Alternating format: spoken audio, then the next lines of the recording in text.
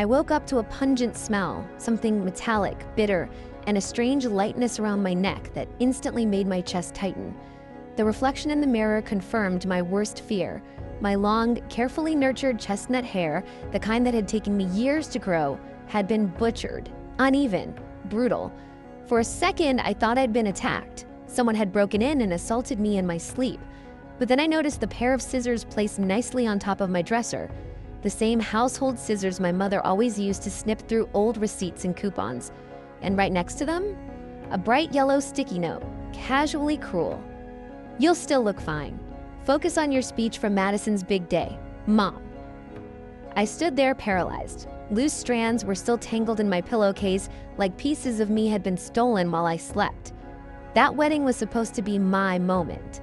Finally, a chance to stand in front of relatives who had treated me like background noise my entire life.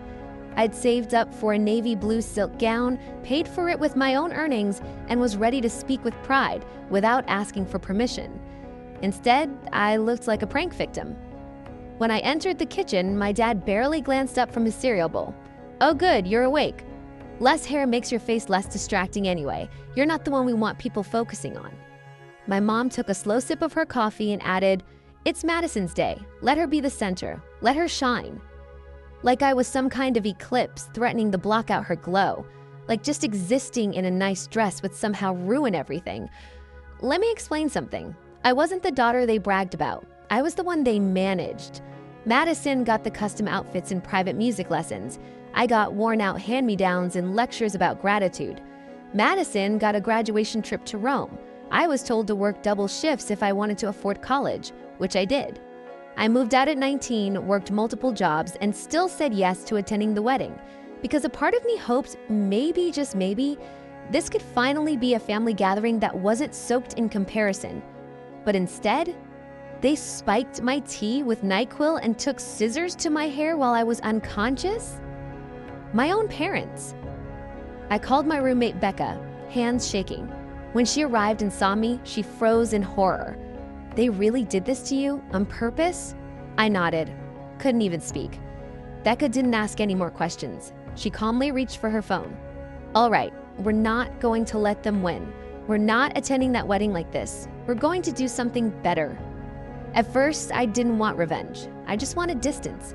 But Becca encouraged me to record something, a voice memo I never intended to share. That changed everything. A few weeks earlier, I'd started recording little voice notes on my phone, a habit I'd picked up to help my therapist understand how things were at home. Mom muttering that I was attention-seeking after I posted a harmless group photo. Dad muttering that pretty girls cause drama at weddings.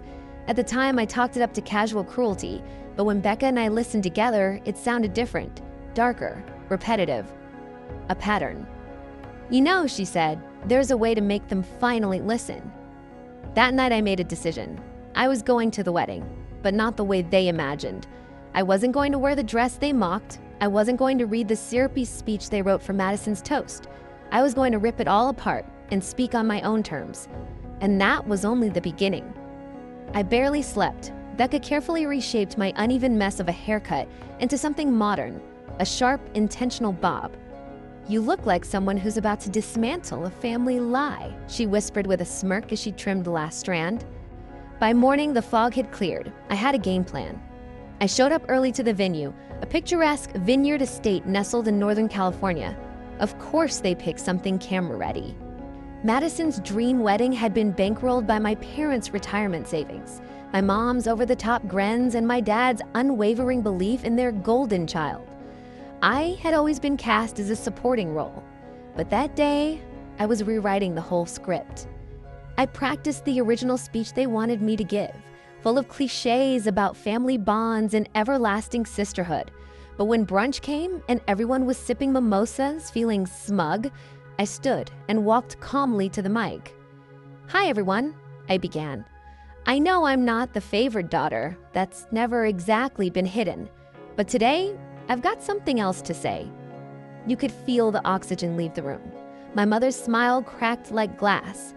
"I want to talk about what happens when the picture-perfect family frame starts to rot. When someone tells you they love you and then literally cuts you down to size.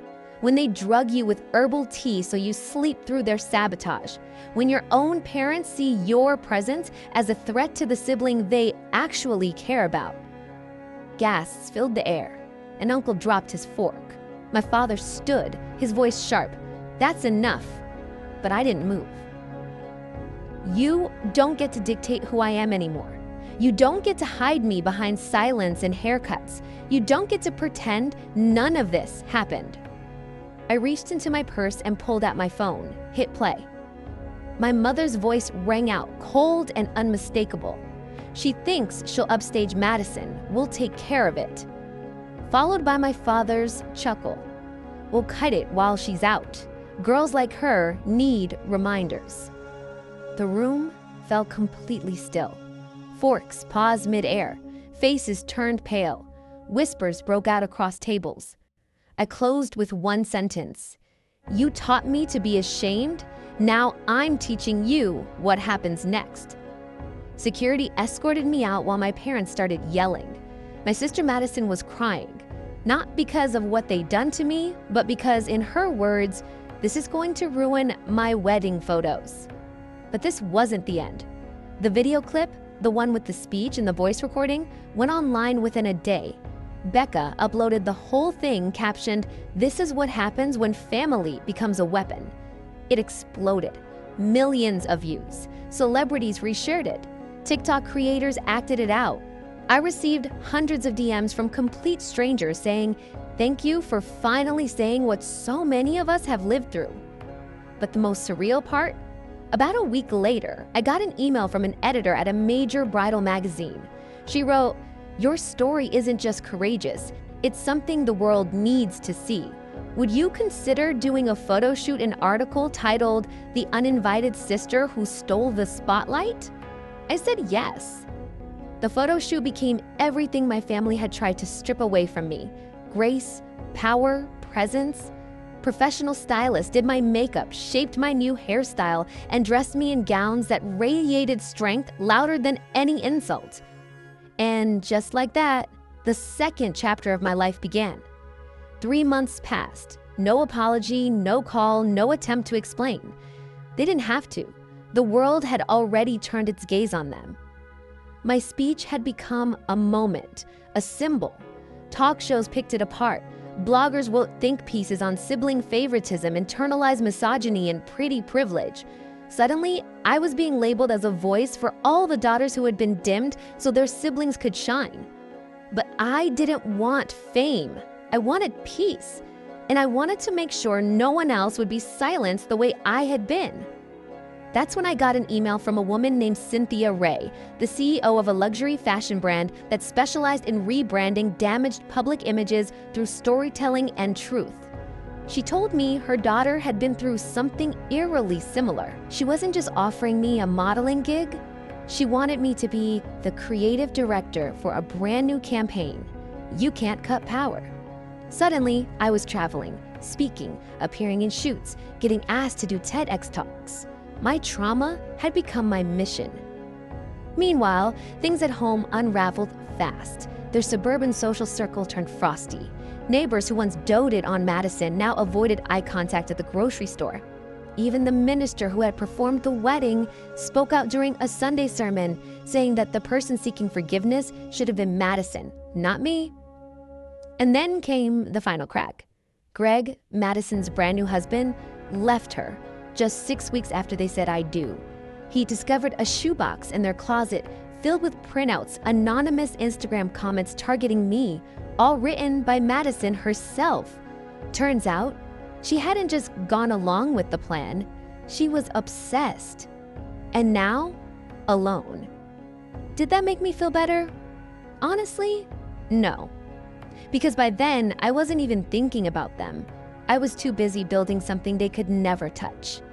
And then, Cynthia made me one last offer. "We're opening our first creative hub in your hometown. Want to run it?" I laughed. "Wait, seriously?" She nodded. "Same city, only this time, you're the one everyone's looking up to." So I said yes. We launched the studio right in the center of town, on the very street my parents used to rush me past on the way to Madison's violin recitals. But this time, the storefront had massive glass windows and a bold decal: "Power can't be cut." Opening day was a dream. Local journalists showed up, activists, supporters, even a few of my old classmates, the ones who used to whisper behind my back, came in asking about internships. But the biggest surprise, my parents walked in, uninvited, unannounced. My mother hid behind oversized sunglasses. My father looked visibly aged, tired, smaller. Maybe it was guilt. Maybe it was the shame of being exposed. Or maybe it was the realization that they weren't in control anymore. They didn't even recognize me. I stood tall, confident, camera ready. They tried to act like it was just another visit, like nothing had ever happened. "We're proud of you," my mother said almost inaudibly. I smiled. "It's funny, you haven't said that since I got braces." My dad attended a nervous laugh. "We all mess up. Families heal, right?" I calmly walked over to the reception desk. "Would you like to leave a comment card? We take feedback seriously around here." They blinked, said nothing. If not, I have a full room of people I actually respect waiting to hear me speak. As I turned away, I caught a glimpse of them, standing frozen, out of place. Strangers in a room they never thought I belonged in. I didn't have to scream. I didn't need to throw insults. The space, the people, the impact, that said more than I ever could. But just before they stepped out through the glass doors, I called out one last time. "Next time you try to cut down one daughter to make another feel taller, remember scissors get dull, but some girls, they sharpen." They never came back, and I never wanted them to, because for the first time in my life, I understood something simple and final. They never defined my beauty. They never defined my strength. And they would never, ever again define my worth. Not with scissors, not with silence, not now, not ever. Please subscribe to our channel and tell us in the comments where you're watching this video from.